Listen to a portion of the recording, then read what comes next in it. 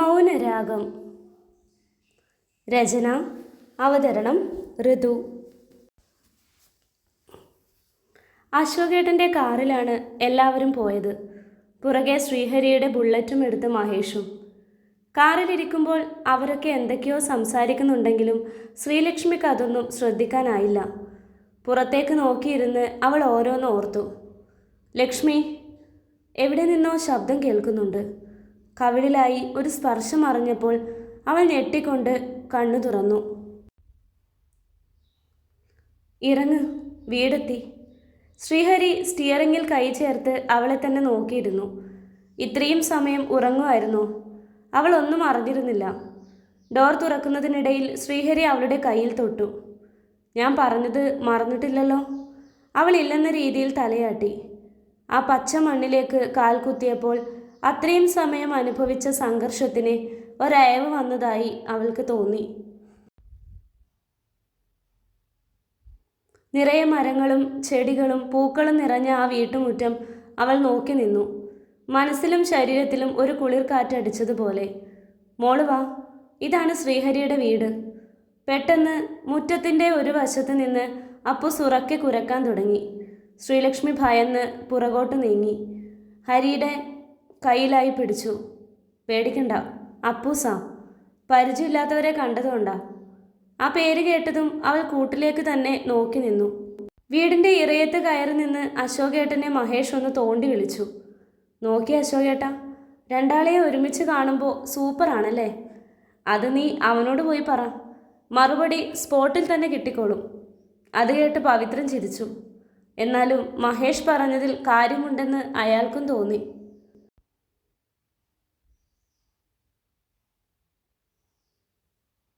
അപ്പോഴേക്കും അടുത്ത വീട്ടിൽ നിന്നൊക്കെ ചിലർ മതിലിലൂടെ എത്തി നോക്കാൻ തുടങ്ങിയിരുന്നു.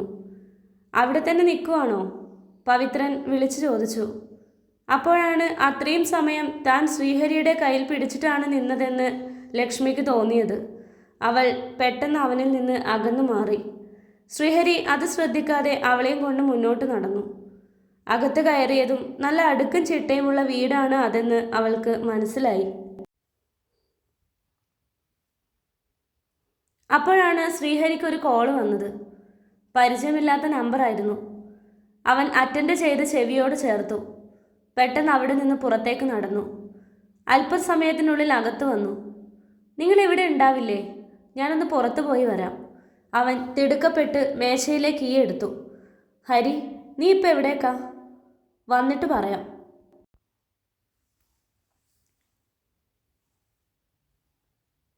ബുള്ളറ്റിൻ്റെ ശബ്ദം അകന്നു പോകുന്നത് കേട്ട് അവൾ ഒന്ന് നെടുവീർപ്പിട്ടു. മോള് ടെൻഷനാവണ്ട, അവനൊരു പാവാണ്. ഈ കാണുന്ന വിറപ്പിക്കലേ ഉള്ളൂ. സ്നേഹിച്ച ചങ്ക് പറിച്ചു കൊടുക്കും. അവളുടെ മുഖത്തെ പരവേശം കണ്ട് അശോകേട്ടൻ പറഞ്ഞു. അവർ എല്ലാവരും അകത്തെ സോഫയിലിരുന്നു. അവൾ പരിഭ്രമത്തോടെ ചുറ്റും നോക്കി.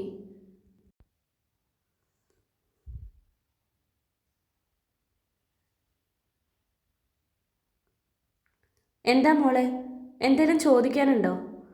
അത് അമ്മയെ കണ്ടില്ല. അത് കേട്ടതും എല്ലാവരും പരസ്പരം നോക്കി. ഹരിയേട്ടൻ്റെ അമ്മ 2 വർഷം മുമ്പ് മരിച്ചുപോയി. ക്യാൻസർ ആയിരുന്നു. അത് കേട്ടവൾ ഞെട്ടിപ്പോയി. മഹി മുന്നിലുള്ള ചുമരിലേക്ക് നോക്കി.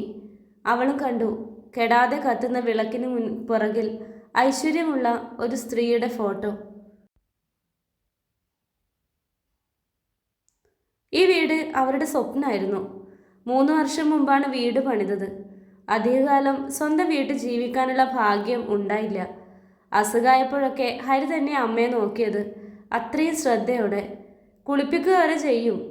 ആദ്യമായിട്ടും അവസാനമായിട്ടും അവൻ കരയുന്നത് കണ്ടത് അമ്മ മരിച്ച ദിവസം. അത്രയ്ക്ക് ഇഷ്ടമായിരുന്നു. അച്ഛനൊക്കെ പണ്ടേ മരിച്ചതാ. അവർ ഇൻ്റർകാസ്റ്റ് മാരേജ് ആയതുകൊണ്ട് അമ്മയുടെ തറവാട്ടുകാർ പിന്നെ തിരിഞ്ഞു നോക്കിയില്ല. വലിയ പണക്കാരാ അവരൊക്കെ. അമ്മ എങ്ങനെയാണോ ഈ വീട് നോക്കിയത് അത്രയും ശ്രദ്ധയോടെ അവനെ നോക്കുന്നത്. കുട്ടിക്കെല്ലാം പതിയെ മനസ്സിലാകും. അശോകേട്ടൻ പറയുന്ന കാര്യങ്ങൾ കേട്ട് അവളുടെ കണ്ണ് നിറഞ്ഞു. ജീവിതത്തിൽ ഒറ്റയ്ക്കാവുന്ന വേദന കുറച്ച് സമയത്തിനുള്ളിൽ അവൾ അറിഞ്ഞു തുടങ്ങിയിരുന്നു. മോളൊന്ന് വന്നേ. പവിത്രൻ ഒരു കാള് വന്ന് പുറത്തേക്ക് പോയ സമയം അശോകൻ ശ്രീലക്ഷ്മിയെയും കൂട്ടി അടുക്കള വശത്തേക്ക് പോയി.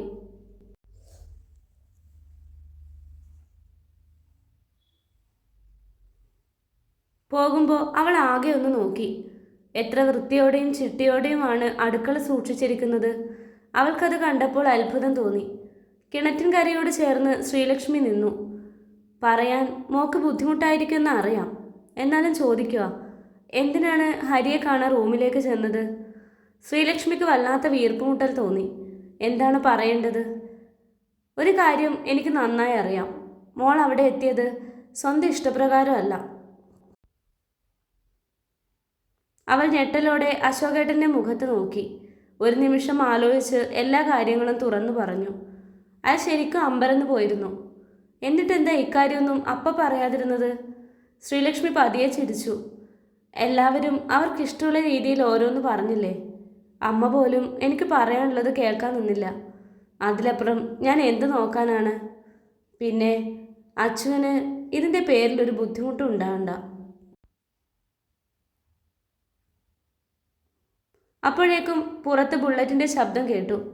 അശോകേട്ടാ, ഞാനീ പറഞ്ഞത് ശ്രീയേട്ടനോട് പറയണ്ട.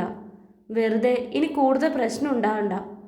ശ്രീയേട്ടൻ എന്ന അവളുടെ വാക്കിൽ കുരുങ്ങിക്കിടന്ന അയാളുടെ ചുണ്ടിൽ ഒരു ചിരി പടർന്നു. ഇല്ല, മോള് വാ. ഹാളിലേക്ക് ചെല്ലുമ്പോൾ ബാഗുമായി ശ്രീഹരി അകത്തേക്ക് കടന്നിരുന്നു. ഒറ്റ നോട്ടത്തിൽ തന്നെ അത് തൻ്റെയാണെന്ന് ശ്രീലക്ഷ്മി തിരിച്ചറിഞ്ഞു. സംശയത്തോടെ അവൻ്റെ മുഖത്തേക്ക് നോക്കി. അമ്മയാ വിളിച്ചത്. ഡ്രസ്സും പുസ്തകമാ. ബാഗുകൾ അവൾക്ക് നേരെ നീട്ടുമ്പോൾ മുഖത്ത് നോക്കാതെ അവൻ പറഞ്ഞു. ഏറെ തളർച്ചയോടെയാണ് അവളത് വാങ്ങിയത്. അങ്ങനെ എല്ലാം കൊണ്ടും അവരുടെ ജീവിതത്തിൽ നിന്ന് താൻ പടിയിറങ്ങിയോ? അത്രയ്ക്ക് വെറുപ്പ് തോന്നിയോ? അറിയാതെയാണെങ്കിലും അവളുടെ കണ്ണ് നിറഞ്ഞു. പെട്ടെന്ന് പരിഭ്രമത്തോടെ തന്നെ തറപ്പിച്ചു നോക്കുന്നവനെ ഒളികിണിട്ട് നോക്കി. നിറഞ്ഞൊഴുകുന്നതിന് മുമ്പ് അവൾ കണ്ണീർ തുടച്ചു കളഞ്ഞു. തൽക്കാലം ശ്രീലക്ഷ്മി ഇവിടെ തന്നെ നിൽക്കട്ടെ അല്ലേ ഹരി? ബാക്കിയൊക്കെ സൗകര്യം പോലെ ആലോചിക്കാം. അവനൊന്ന് മൂളുക മാത്രം ചെയ്തു. അപ്പോൾ ഞങ്ങൾ ഇറങ്ങുവാ. എനിക്ക് കൂപ്പ് വരെ ഒന്ന് പോകണം. ഡാ, നീ വരുന്നില്ലേ? അപ്പൂസിനെ കളിപ്പിക്കുന്ന മഹിയെ നോക്കി പേടിപ്പിച്ച് അശോകേട്ടൻ ചോദിച്ചു. വരുവാ. ക്ലബിലൊന്ന് പോകണം.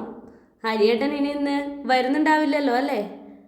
ഒരാക്കിയ ചിരിയോടെ അവൻ ചോദിച്ചു. രൂക്ഷമായ നോട്ടായിരുന്നു അതിന് മറുപടി. അവരൊക്കെ പെട്ടെന്നിറങ്ങി. പോകുന്നതിന് മുമ്പ് അശോകേട്ടൻ ഹരിയെ വിളിച്ചു. എടാ, എന്തൊക്കെയാണെങ്കിലും അതൊരു പാവം കൊച്ചാ. ശ്രദ്ധിക്കണം. പിന്നെ വിജയൻ, അയാളുടെ ഉദ്ദേശം അത്ര ശരിയാണെന്ന് എനിക്ക് തോന്നുന്നില്ല. ഒരു കണ്ണുണ്ടാവണം. പിന്നെ നീ ആ കൊച്ചിനോട് മയത്തിലൊക്കെ സംസാരിക്കണം. ഇന്നെന്തായാലും എവിടേക്കും പോകണ്ട. അതിന് നല്ല ടെൻഷനുണ്ട്. ആദ്യമായിട്ടല്ലേ ഇവിടെ. പേടി കാണും. മനസ്സിലായോ? അവൻ മറുപടി പറയാതെ തലയാട്ടുക മാത്രം ചെയ്തു. അവരൊക്കെ പോയതും ശ്രീഹരി അകത്തേക്ക് വന്നു. എന്ത് ചെയ്യണമെന്നറിയാതെ ശ്രീലക്ഷ്മി അവിടെ തന്നെ നിൽക്കുകയായിരുന്നു. ആ വീട്ടിൽ താനും അയാളും തനിച്ചാണ് എന്ന തോന്നൽ വല്ലാത്ത പരിഭ്രമം ഉണ്ടാക്കി. ഉള്ളം കൈയൊക്കെ വിയർക്കാൻ തുടങ്ങി. വല്ലാത്ത ശ്വാസമുട്ടൽ അനുഭവപ്പെട്ടു. ജീവിതത്തിൽ ആദ്യമായാണ് ഒരു പുരുഷൻ്റെ കൂടെ ഒരു വീട്ടിൽ തനിച്ച് നിൽക്കുന്നത്. ആ ഓർമ്മ തന്നെ അവളിൽ അസ്വസ്ഥതയുണ്ടാക്കി. അതിനേക്കാളും അവളെ വേദനിപ്പിച്ചത് മറ്റൊന്നായിരുന്നു. ശ്രീഹരി അച്ചുവിൻ്റെ പ്രണയമായിരുന്നു. എന്നിട്ട് സംഭവിച്ചത് എന്താണ്? അവൾ സ്നേഹിച്ചയാളുടെ കൂടെ താനൊരു വീട്ടിൽ. അവൾക്കത് ഓർക്കാൻ കൂടി കഴിഞ്ഞില്ല. ഇവിടെ ഇങ്ങനെ തന്നെ നിൽക്കാനാണ് ഉദ്ദേശം? ശ്രീഹരിയുടെ ചോദ്യമാണ് ചിന്തയിൽ നിന്ന് അവളെ ഉണർത്തിയത്. തൽക്കാലം ഇപ്പം താൻ ഒന്നും ഓർക്കണ്ട. അതൊന്നും ആരും വേണമെന്ന് വെച്ച് ചെയ്തതല്ലല്ലോ. താൻ വാ. അവളുടെ കയ്യിലെ ബാഗ് വാങ്ങി അവൻ മുന്നോട്ട് നടന്നു.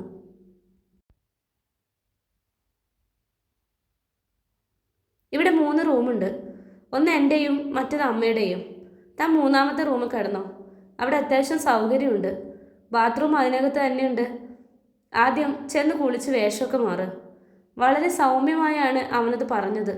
തന്നെ ഒന്ന് നോക്കിയതിനു ശേഷം അവൾ മുറിയിലേക്ക് പ്രവേശിച്ചു. ചെറിയൊരു കട്ടിലും ഒരു ഷെൽഫും ജനലിന് വശത്തായി മേശയും കസേരയും ഉണ്ട്. വലിപ്പമില്ലെങ്കിലും സൗകര്യമുള്ള മുറി. അവൾ ബാഗ് മേശയിൽ വെച്ച് കട്ടിലിരുന്നു. ഇനി തൻ്റെ ജീവിതത്തിൽ എന്തൊക്കെയാണ് സംഭവിക്കുക എന്നറിയാതെ അവൾ പിടഞ്ഞു.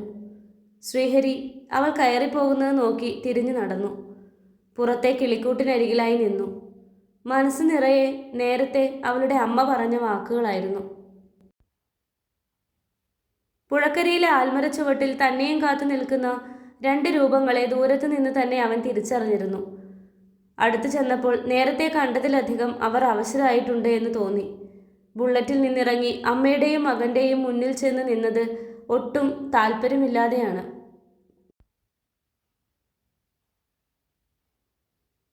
അവർക്കിടയിൽ മൗനം തളം കെട്ടി നിന്നു. എന്തിനാണ് വരാൻ പറഞ്ഞത്? എനിക്ക് പോയിട്ട് തിരക്കുണ്ട്. അല്പം ഗൗരവത്തോടെ തന്നെ അവൻ സംസാരിച്ചു. പുറകിൽ നിന്ന് ഒരു തേങ്ങൽ കേട്ടുകൊണ്ടാണ് തിരിഞ്ഞു നോക്കിയത്. സാരി തലപ്പ് വായിലമർത്തിക്കൊണ്ട് ആ സ്ത്രീ കരയുകയാണ്. മോന് ഞങ്ങളോട് ദേഷ്യം ഉണ്ടാവുമെന്നറിയാം. പക്ഷേ ഈ ഗതികെട്ട അമ്മയ്ക്ക് മറ്റൊരു നിവൃത്തി ഉണ്ടായിരുന്നില്ല. എൻ്റെ കുട്ടി ഒരു പാവമാണ്. ഇതുവരെ ആരെയും ഒരു വാക്കുകൊണ്ട് പോലും അവൾ വേദനിപ്പിച്ചിട്ടില്ല.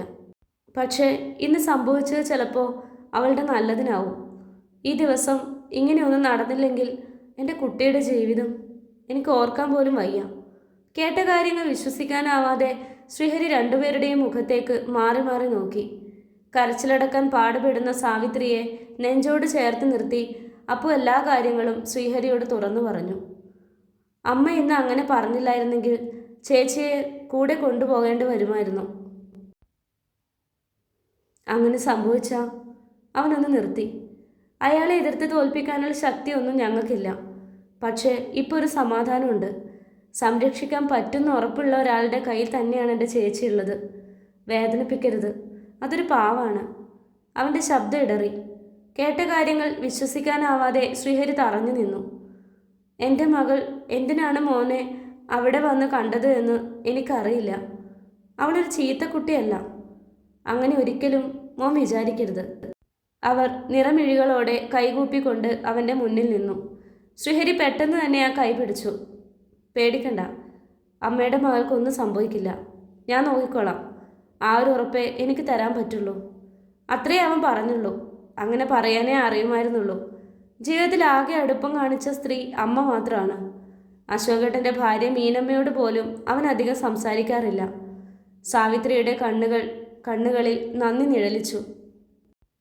അവൻ അതൊക്കെ ഓർത്ത് അടുക്കളയിലേക്ക് നടന്നു. മനസ്സിൽ ചെറിയ വെപ്രാളമൊക്കെ ഉണ്ട്. അമ്മയല്ലാതെ ആദ്യമായ ഒരു പെണ്ണ് വീട്ടിൽ കടന്നു വന്നതാണ്. എന്താണ് ചെയ്യേണ്ടത് എന്നറിയില്ല. അവൻ ഒരു നിമിഷം കണ്ണടച്ചു നിന്നു. ഫ്രിഡ്ജ് തുറന്നപ്പോൾ ഇന്നലെ കൊണ്ടുവന്ന പാലിൻ്റെ ബാക്കി ഇരിപ്പുണ്ട്. പെട്ടെന്ന് തന്നെ 2 ഗ്ലാസ് ചായ ഉണ്ടാക്കി അരി കഴുകി അടുപ്പത്തിട്ടു.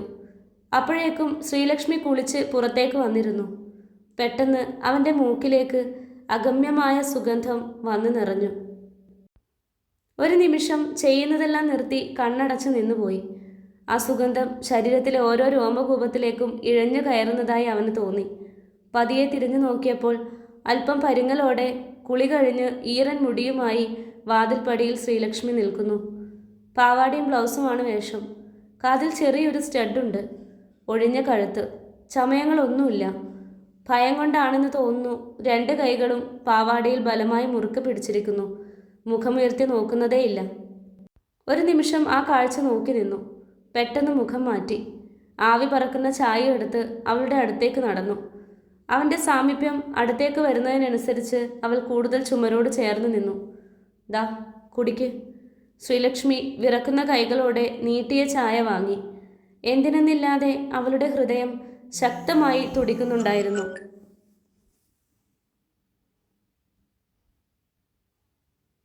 ശ്രീഹരി ചായയും കൊണ്ട് പുറത്തേക്ക് നടന്നു. സിറ്റൗട്ടിലെ ഇടതുവശത്തുള്ള ഓപ്പൺ ഏരിയയിലെ കസേരയിൽ ചെന്നിരുന്നു. അവിടെ നിറയെ പൂക്കളുള്ള ചെടികൾ ഉണ്ടായിരുന്നു. സന്ധ്യയായി തുടങ്ങിയിരുന്നു. കിളികളും പൂമ്പാറ്റകളും നിറഞ്ഞു നിന്ന ഹൃദ്യമായ ഒരു അന്തരീക്ഷം. ശ്രീലക്ഷ്മി ആദ്യം ഒന്ന് പകച്ചെങ്കിലും അവൻ്റെ പിറകെ വരാന്തയിലേക്ക് ചെന്നു. ശാന്തമായ അന്തരീക്ഷം അവൾക്ക് എന്തെന്നില്ലാത്ത സമാധാനം നൽകി. സംഘർഷം നിറഞ്ഞ മനസ്സിന് അല്പം അയവ് വന്നു. ലക്ഷ്മി പഠിക്കുവാണോ? അവൻ തിരിഞ്ഞു നോക്കാതെ ചോദിച്ചു.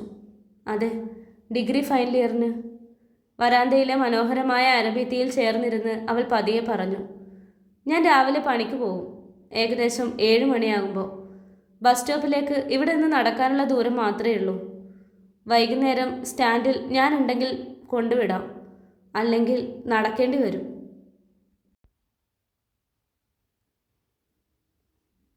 എല്ലാ ദിവസവും രാത്രി 9 മണി കഴിഞ്ഞേ ഞാൻ വീട്ടിലെത്തൂ. ഇവിടെ അങ്ങനെയൊന്നും പേടിക്കേണ്ട ആവശ്യമില്ല. എന്തെങ്കിലും ബുദ്ധിമുട്ടുണ്ടെങ്കിൽ എന്നോട് തുറന്നു പറയണം. പറഞ്ഞാലേ ഞാൻ അറിയൂ. കേട്ടോ? അവൻ പറയുന്ന ഓരോ കാര്യങ്ങളും കേട്ട് സ്വപ്നലോകത്തിൽ എന്ന പോലെ ഇരിക്കുകയാണ് ശ്രീലക്ഷ്മി. അവളുടെ ഭാഗത്ത് നിന്ന് മറുപടിയൊന്നും ഇല്ലാതിരുന്നപ്പോൾ ശ്രീഹരി തിരിഞ്ഞു നോക്കി.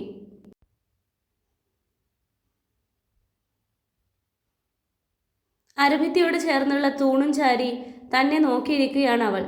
എങ്കിലും മറ്റേതോ ലോകത്താണ് എന്ന് കണ്ണു കണ്ടാൽ അറിയാം. അവൻ എഴുന്നേറ്റ് അടുത്തേക്ക് ചെന്നു. ലക്ഷ്മി, തെല്ലുറക്കെ തന്നെ വിളിക്കേണ്ടി വന്നു. അവൾ ഞെട്ടലോടെ എഴുന്നേറ്റപ്പോൾ ചൂട് ചായ തട്ടി കയ്യിൽ മറഞ്ഞു. പൊള്ളിപ്പിടഞ്ഞവൾ എഴുന്നേറ്റു. ആദ്യം എന്താണ് സംഭവിച്ചതെന്ന് മനസ്സിലായില്ലെങ്കിലും കയ്യിലേക്ക് അരിച്ചിറങ്ങുന്ന വേദന അവളുടെ കണ്ണ് നിറച്ചു. ശ്രീഹരി ആകെ ഭയന്നുപോയി. താൻ എന്ത് നോക്കിയാ നിൽക്കുന്നേ? അത് ചൂട് ചായയാണെന്നറിയില്ലേ? ഇത്രയും ശ്രദ്ധയില്ലേ? പെട്ടെന്ന് എന്താണ് ചെയ്യേണ്ടതെന്ന് അറിയാതെ അവനും ടെൻഷനായി. അത് മുഴുവൻ പുറത്തേക്ക് വന്നതാകട്ടെ ദേഷ്യമായിട്ടും. അവൾ ഒന്നും മിണ്ടാതെ പുകഞ്ഞു വരുന്ന പുറം കൈ അമർത്തിപ്പിടിച്ച് തല കുനിച്ചു നിന്നു. താൻ വാ. വിളിച്ചിട്ടും അവിടെ നിന്ന് അനങ്ങുന്നില്ലെന്ന് കണ്ട് ശ്രീഹരി അവളുടെ കയ്യിൽ പിടിച്ചു. അടുക്കളയിൽ ചെന്ന് വാഷ് ബേസിലെ പൈപ്പ് തുറന്ന് കുറേശ്ശെയായി വെള്ളം കയ്യിലേക്ക് ഒഴിച്ചു കൊടുത്തു. നീറിപ്പുകഞ്ഞ് അവൾ കണ്ണുകൾ ഇറുക്കെ അടച്ചു. നോവുന്നുണ്ടോ? അവൻ്റെ ശബ്ദത്തിൽ പരിഭ്രമം കലർന്നു. കണ്ണു തുറന്നു നോക്കിയപ്പോൾ ആകുലതയോടെ തൻ്റെ വിരലുകളിൽ ഊതിത്തരുന്ന ശ്രീഹരിയെയാണ് കണ്ടത്. താൻ ഇവിടെ ഇരിക്കെ. ഉണങ്ങിയ വൃത്തിയുള്ള തുണി കൊണ്ട് കയ്യിലെ നനവ് ഒപ്പിയെടുത്ത് അവളെ സോഫയിലിരുത്തി.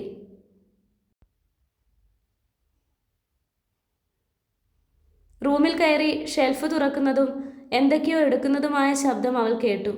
അവൻ പുറത്തേക്ക് ഓടി വരികയായിരുന്നു. അവളുടെ അടുത്തായി നിലത്തിരുന്ന് ഒരു ഓയിൽമെൻറ്റ് തുറന്ന് വളരെ ശ്രദ്ധയോടെ കയ്യിൽ തടവി. ഇടയ്ക്കിടെ ഊതി കൊടുക്കുന്നുണ്ട്.